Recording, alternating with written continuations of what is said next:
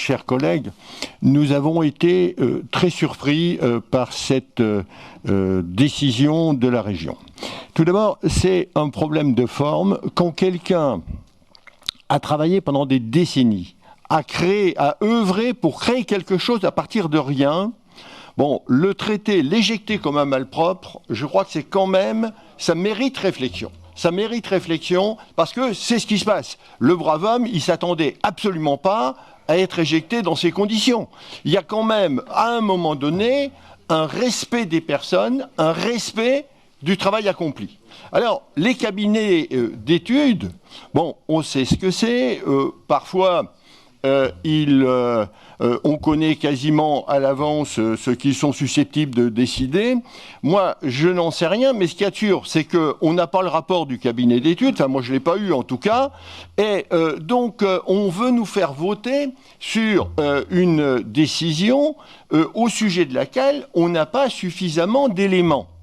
Et dire aujourd'hui, par exemple, ben c'est pas grave, on va régler le problème en demandant à Géoparc d'associer M. Maillet, c'est de l'utopie. Parce qu'une fois que Géoparc aura la signature du contrat et de l'attribution du choix de Géoparc à ce niveau-là, eh bien, il sera totalement impossible de revenir en arrière et ils seront en position de force par rapport à M. Maillet. Si on veut faire une entente entre les deux, c'est avant d'attribuer définitivement l'opération. Une fois qu'elle est attribuée, il n'y a plus rien à faire. Il n'y a plus rien à négocier. Géoparc sera le maître.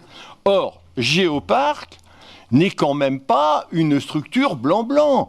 Moi, on m'a dit, je ne sais pas si c'est vrai, mais Monsieur le Président, vous pourrez me le démentir.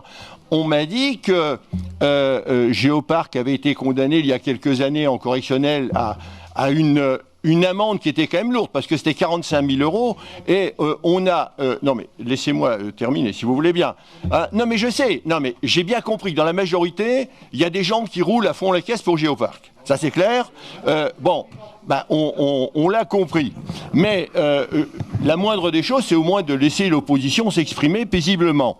Alors, il y a là un certain nombre d'anomalies, de choses qui nous interpellent. Et il nous semble tout à fait regrettable qu'on puisse voter aujourd'hui. Moi, je pense que c'est tout à fait prématuré. Et la moindre des choses, Monsieur le Président, serait que la Commission ou une structure du Conseil régional où tous les groupes seraient représentés puisse auditionner, d'une part, le bénéficiaire potentiel de la délibération et d'autre part, je dirais la victime, entre guillemets, celui qu'on éjecte, en l'espèce, M. Maillet.